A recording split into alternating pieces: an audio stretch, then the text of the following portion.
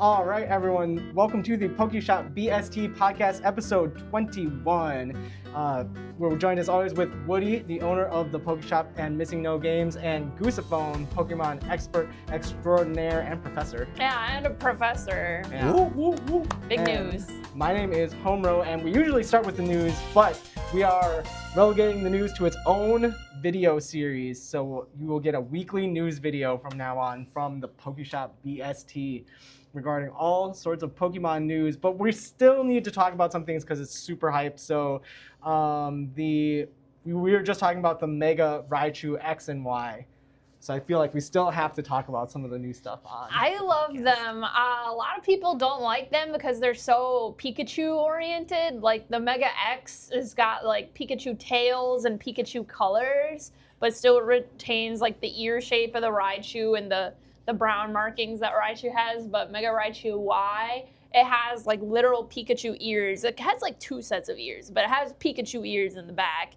And then it loses those brown markings, and it has a Raichu tail, but it kind of just looks a little bit more like a Pikachu.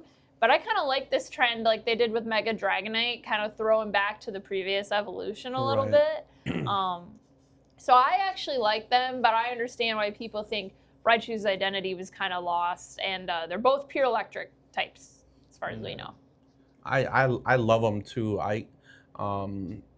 I wish they would kind of like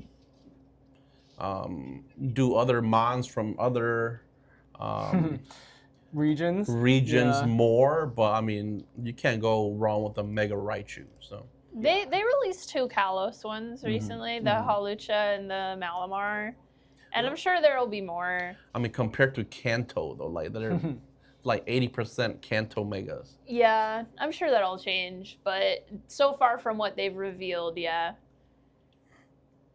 And then the Kalos starters also got megas. Yeah, those that ones too. look pretty Oh yeah, good. that's right. Yeah. That's right. Greninja, probably my favorite. Yep, upside down Greninja. I didn't know if I really liked the upside down Greninja. Like, I think the way his body looks is cool. I don't know. That one's probably my least of the three. The Mega Delphox looks awesome. Really? It's actually like riding its broomstick. Oh sure. And it gets like these black accents on it and like a beard kind of. Like it's a real wizard witch thing. Nice. Wizard witch thing. And then Chestnut's kind of just more armored and looks cool. Yeah, I don't know. I think the Megas are pretty good. Yeah, I think they look good. And then the thing that I was going to mention in the podcast, since Woody's here, we can get the full picture for the product update. So here's all the stuff coming out. Inferno X is on September 26th.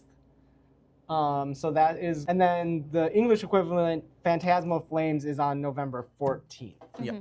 And then the last thing for an update is the Wisconsin Mega Show is going to be on Saturday. So this podcast comes out on Fridays, and then the Mega Show will be on Saturday, September 20th in Franklin. It's a pretty big show around here, so maybe we'll see you there. I think Goose and I will both be there. Okay, Yep. awesome. Finally a Saturday, I'm not at a con. Yeah. Right. At a card show instead. Yep. And then for the another thing that I put on here right before I came here, I found out about this from the YouTube homepage, is there's a Pokemon puzzle website that someone has made. And I feel like it will just keep getting better and better the more people that use it. So it's perfection.gg. Okay. And in the video that I think it's the website creator put out, the way he said is like, there's situations that you'll only see once in a tournament, like game 8 in a tournament, and you want to know these puzzle. You want to be able to figure out these sort of puzzles for those kind of moments. But the more so it's the like community you have to uses figure out it, the one way to win. Yeah, Okay. exactly. So the more the community uses it, the more situations will be, and the more puzzles will be created, because you can go make your own, maybe based on your own experience. And the way that the website designer did it is that he made the situation the puzzle, but then he made a clear way where there's only one solution to it. So he kind of manipulated what's in the prizes or what's in the discard to make sure that there's only one solution. But for him, he said most of them are based on a real in-game situation, and they're really fun. Some of them are really tricky, and I think it's one of the best things you can do as a Pokemon TCG player to level up is to do these like high-level puzzles. And another thing the creator said is that he thinks of it as ordering rather than sequencing, because it's a very specific order that you have to do it, not just a sequence of this first. Probably it's like it has to be in this order or else you lose. Yeah. And if you do it in the other order, you win, which comes up pretty often in the TCG. So that one is I wanted to shout that out because perfection.gg is a good one. There's a couple like UI things I wish were a little different, just regards in like how you click on stuff and what shows up. Like there's some things that you just have to hover over, and if you click on it, the menu doesn't come up, but if you hover over it, the menu comes up. So it's a little confusing. But besides that, I think it's a really good puzzle website. And the next segment then is the check-in. So let's see. You've been, like you said, just going. Yeah, I went to ChizuCon in Madison, and I had a lot of fun there. There wasn't like any kind of celebrity guests, but they had some pro photographers there. And what do you mean? You're the celebrity guest. I'm the celebrity. Well, no, I had to pay $25 to get in. I played a Taco Bell board game and made some new friends playing hilarious. that. That was pretty fun. And there was a drag show, and there was a 3DS Street Pass meetup where I discovered that my Pokemon Pearl with a box full of shinies does not work anymore. Oh no. So I need to find someone that can repair DS cartridges. They're out there. That was very tragic for me. Yeah. What do you, how you Me, feel? I've been a little under the weather. I don't know what the heck is going on with me, but I don't know if you guys can tell, but my throat is like killing me. Yeah. I'm having a hard time sleeping at night, so I've been up watching scary movies and eating freaking chicken noodle soup. Yeah, I need some ginger tea. So hopefully you feel better soon. And then the next segment is always hashtag not financial advice. And for this one, I brought for you guys the outliers from Price Charting's most popular front page. So these are just some interesting cards to keep an eye out for. The Seismitoad art rare from Black Bolt is $200 raw and $1,200 in a PSA 10. It's because the artist is popping off right now. It's pretty good art. Greninja Gold Star from Celebrations is $800 in a PSA 10. Pretty ridiculous. $24 raw. Pikachu from Celebrations is $650 raw, but currently $635 in the PSA 10, so that's a 10x. The Eevee promo from the Prismatic Evolutions ETB. Where it's laying down. Yeah, just the non-Pokemon Center version is $12 raw, but it's $121 in the PSA 10, so that's a 10x. And then the Victini promo that comes in the Victini boxes is like $14 raw, and it says that Price Charting has an $860 price on there, but I don't think that's correct because it's pulling data from listings that aren't sold, just listed. But they are selling for like $200, so it's like more than a 10x. Definitely market manipulation. There's just no way. There's just no way, right? There's just Some no of way. those, Like the especially those promo celebrations. Celebrations Pikachu. Just Yeah, normal. I swear we had over 1,000 of them. Yeah. Like in a box somewhere. I tried looking for it the other week. Unfortunately, we couldn't find it. I think we just like eventually just started putting them out, you know, put them in random binders for $1, and somebody, you know, eventually bought them all up. But I guess people just really like the PSA 10s. and it's not even that. I think there's gonna be so many PSA 10s. Like let's just say like from 5 years or now, there's just gonna be so many PSA 10s. I just don't see it like It's going to be less valuable over time. Exactly. I don't know. I could be wrong too. Like I don't know if you guys heard about the Forbes. Yep. They came out with a little article about Pokemon 3,000%. Yep. Whatever. But I don't know if that has to do with a little bit with the market or not. But yeah, I don't know. It's gonna be kind of interesting to see where we head into the 30th anniversary. So kind of exciting at the same time. I'm kind of like dreading it at the same time. Thank you. So. Yeah, like overhyped, you know. Yeah, Some of the yeah. stuff, and it feels like insider trading, market manipulation type stuff going on here and there. But I do think for hashtag not financial advice, one move you could do is going more toward the vintage graded cards. In PSA 10s, even 9s are kind of hard to get, but especially in 10s, anything vintage or mid-era, Right. when the grading practice was way different and the card handling was way different, you know, from back in the days. Mhm. People wouldn't even sleeve their cards up to play, so there's a lot less PSA 10s. So if you're looking to get PSA 10s that aren't part of this whole questionable price thing, you can kind of go further back. I feel like anything played, sleeves or not, is probably not going to get a 10. Yeah. I'm just saying in general, like those are all graded already. Like all the 10s that exist are basically all of them. It's hard to rip a 10 out of, you know, a vintage pack. The seismitoll is a little understandable, right? Yeah, the artist. Yeah, the artist, you know, popping same off. artist from the Giratina, same artist from the Magikarp, yeah. So. same artist from the Drowsy, I believe. Yep. Or not the Drowsy, but that's a different one, yeah. But the celebrations one, the Pikachu, Pikachu and what is it, celebrations. the Gold Star the Greninja. Gold Star Greninja. Yeah. That's questionable. I feel like it's a pump and dump. Yep.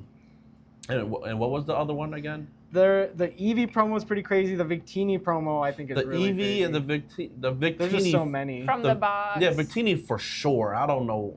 I can see the Eevee. The Eevee's real cute right, too. I can Plus see the it's Eevee. Yeah, it's Eevee. I could see it doing okay numbers, but I don't know. We'll see. Yeah. We'll see how it goes. That's why the segment is called not financial advice. Yeah, so you know, it's hard to even say. And so for this podcast, we're gonna do something a little special, sort of a proof of concept, because I think it merges a bunch of different things together. It's like an artist spotlight plus a tier list. So everyone has a tier list for Sie Nanahara, and they have 13 cards, I believe, and I will put the link to this tier list in the description of the podcast so you can fill out your own tier list of all this artist. So first up, we have the Hisuian Zoroark V-Star. Where did you guys put the... I put the Zoroark in Zoroark. S. S rank is the best, right? Yes. I didn't even do my list yet. You didn't? Oh, you can do it now. Oh, I was in didn't the know. last segment. I was like, I changed my mind. I didn't on know. these. Zoroark, I would say is either S or A in my opinion. I'll put it. We gonna have 1 and 1? No, you can have as many as you want and okay, whatever. It's definitely S. But try and put something in each category. Yeah, I think. I agree. I think in terms of like this artist's body of work, that especially that's like an S tier. Oh yeah, 100%. Great, a great lot art. going on. If you really get a close up of it, it's a really, really awesome looking card. Yeah, I Yeah, think and it's it's got gorgeous. like the Zoroark or the energy, in it, the regional variant. So yeah, that's a solid S. The next one that's on the list is this Rapidash. I put the Rapidash in S. I try not to just put all the art rares or whatever at the top. Like I'm actually looking at the artwork, and I really like that Rapidash. I also tried not to let my favorite Pokemon have bias in how I graded the artwork. I'm the opposite. I'm going with. I'm biased. I'm gonna put a Rapidash C. All right, and then when I did this, I put it as a B, and so I think that averages out to like a B plus or something like that. So we'll put it at the top of B for now. Yeah, put it at B for now. I I put mine in S because I really like that You like one. Rapidash, yeah. Well, it's not because I like Rapidash. I really like that particular piece of artwork. Sure. I just moved something by accident. I moved the Zoroark. Next one on there is Gothorita. So it's floating around in the shop, or looks like Like some kind shoes of floating market. around and, Looks yeah. like it's Christmas. Yeah. Right, like it's in some kind of market, some kind of vintage market. And there's a bunch of little bows in the background that kind of look like the bows on Gotharita. Yep. I think the artwork's pretty good. I'm gonna have it at A. Yeah, I that put was it in from C. Paldea. Oh, really? Yeah, I put it in Evolve. C. So I think you put it in A and you put it in C, and I would give it a B. So I think that puts it below the Rapidash. You gotta move that Rapidash up to B. Yeah. It's in C right now. Oh, did I have it at B? Or Just when it averages out. It doesn't But average out at I'm doing the C. average though. Okay, but it doesn't average out at C because you said B, I said S, and he said Yeah, I have it as the C. top of B. So that can be his it's not list. showing on the screen. That's Woody's. yeah, this that's is mine. Woody. Okay, Yeah. okay. Yeah. I see. I'm sorry. And then the next one is the Goldeen. The Goldeen I put at D, I'm gonna be honest. Oh, what the heck am I doing? It's the only one in D for me. Got a D. Just not a lot going on in the background. Its Swirling water. face looks kind of funky. Its face is kind of funky. I don't really like it. Where's Goldeen? It's got like a lot of Goldeen. It's probably one of the better artworks for Goldeen, in my opinion, from all the Goldeens I remember. I like the prismatic one. I will probably put Goldeen as B. and then Goose had it all the way as C. A so, D, I had or it a at D. D. So I think that averages out to a C. Yeah. And then the next one is the Seeking. Seeking, I put it C. C for Seeking. Yeah. Even though it doesn't have a C in its name. That makes so much sense. I like that there's underwater flowers on it, but Seeking, I'm gonna put that as a D. Not one of my favorite Pokemon. Artwork is okay. yeah, I think then we'll put it way at the bottom of C as a collective. It does have a strong attack. Can do 60 plus 30 for each water attached to it, so you could load it up with water and Oko, like pretty much anything. Water decks are pretty good at getting water energy out of the deck and onto their Pokemon, but it doesn't have a way to just attach energy to it by itself, so it can't do it by itself, but I'm sure there's a way.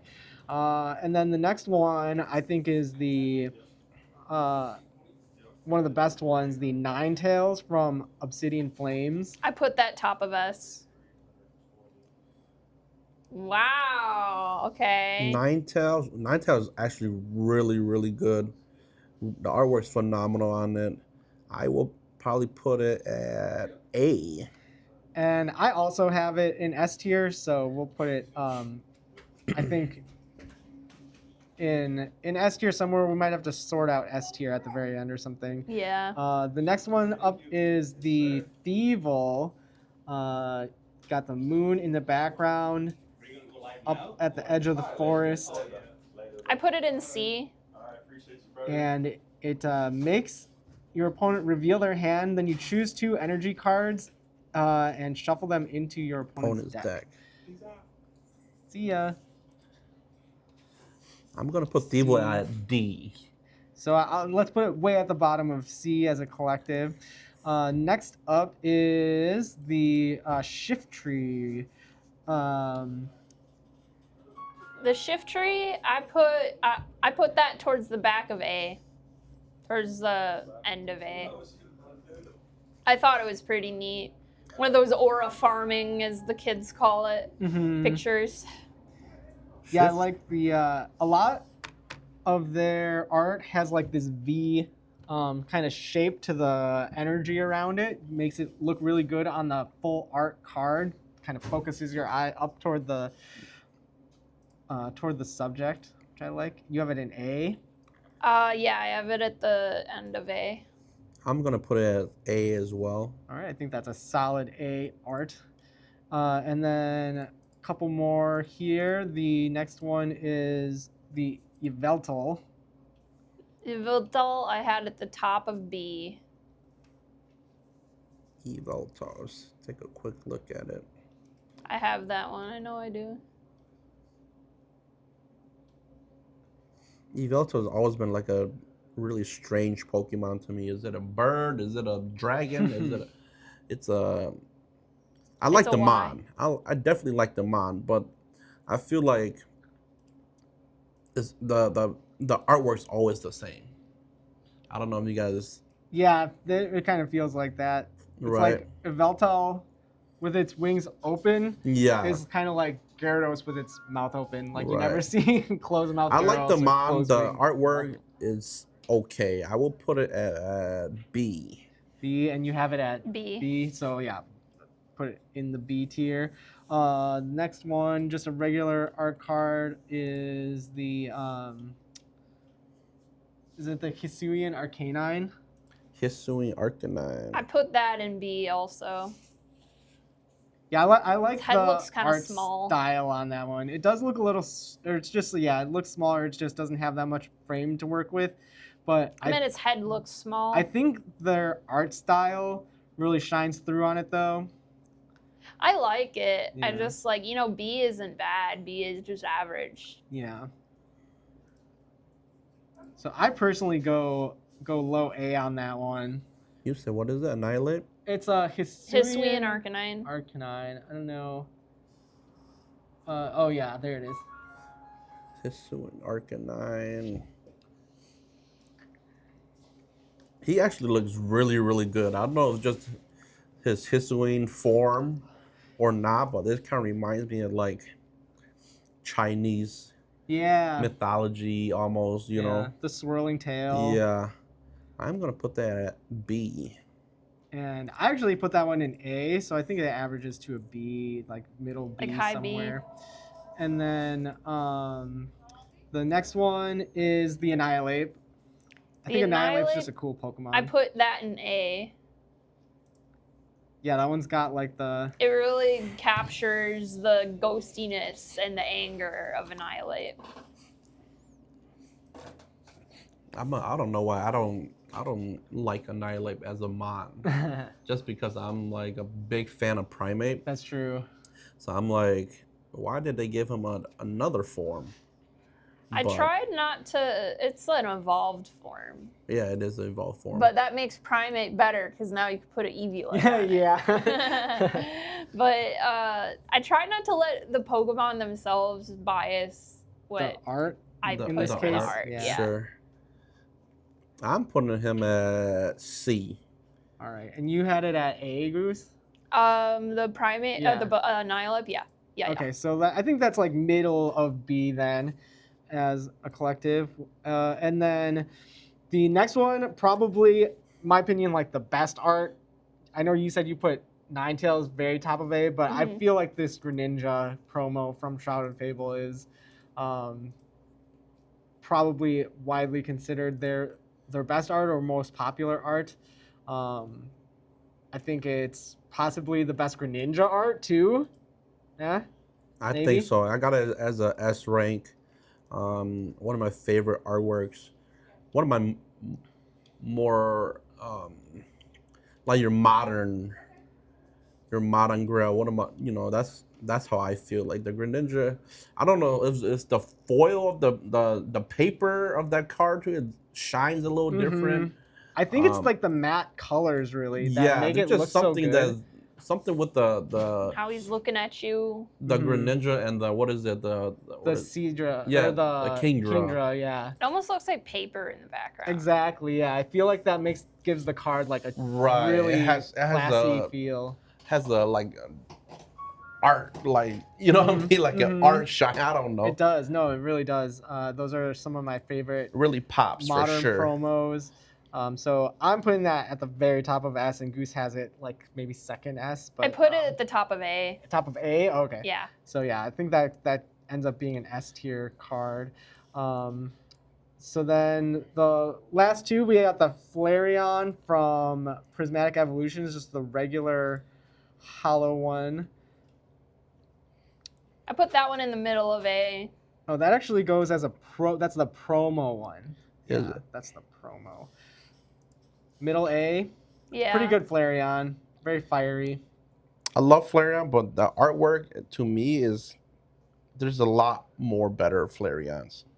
I'm gonna put it at D. I just D. like seeing it actually blow the fire, I guess. Yeah, using flamethrower. I think that will end up going in. Maybe I was a little biased by the Pokemon in that A one. little biased. I think it's pretty good, and it's a pretty decent like. I'll put it down to B, actually. B, I think alright. I was a little biased on that one. I think that ends up going like very bottom B then, and then the very last card is Landorus. Landorus. I put that Landorus at the bottom of A. Landorus, cool. Another aura farming pose. Earthquake. I will put that guy at C. Yeah, for some reason this Earthquake attack only does 10 damage to each of your bench Pokemon, but not your opponents. So just it's all your bench Pokemon for 10. So I'm sure there's a way you could make use of that in the TCG. I'm not exactly sure, but you have it at A. I have it in the back of A. Back of A, and you have it at B. C. C. Okay, so I think like either very top of B or very bottom of A is like the sort of average there. So we got S tier, Greninja, Ninetales, and the Hisuian Zoroark, and then A tier, the Shiftry and the Landorus, and then B tier we have Rapidash, Hisuian Arcanine, Annihilate, the what is that one? What is it called? The Gotharita? Gotharita, and Veltal and Flareon, and then the Goldane Seeking and the Evil at the bottom. So you can feel free to fill out your own list and send it in. Take us in a picture if you want, and take a look at your tier list for this artist. And yeah, I just feel like this is a good way to do like an artist spotlight and a tier list at the same time. Yeah, Awesome. I have like a few different artists I collect. I collect Asuka Nishida. I collect Tomokazu Kamiya. I collect Shinji Kanda, and I collect Yukamori. Those are all solid ones. They have a lot of cards too, so there's a Yeah. lot that you can always collect. And Sui too. Mm-hmm. Good luck. That's a lot. Yeah. Yeah. Yeah, I made another tier list. I put to which not for the podcast, just for fun, of 151 Ken Sugimori cards. So if you find my tier list account, you can find a whole bunch of tier lists that I've made. And then for the last segment on the podcast, we always do hashtag Ask Woody, hashtag Ask Goosephone. If you want to leave a comment and get your question read on the air, you can use the hashtag Ask Woody, hashtag Ask Goosephone, and we'll read your questions on the podcast. And we have to do this one again from Beastmaster Max to make your own card, and I'll read theirs again. So if you could have yourself on a card, Beastmaster Max would be this incredibly broken card that says, choose one, add 30 to your active Pokemon's next attack. If your opponent's active Pokemon has a rule box, add plus 60 instead. And choose one of your Pokemon, remove all damage, counters, and special conditions from that Pokemon, and attach 2 basic energy from the The discard second pile. one is It crazy. just keeps going.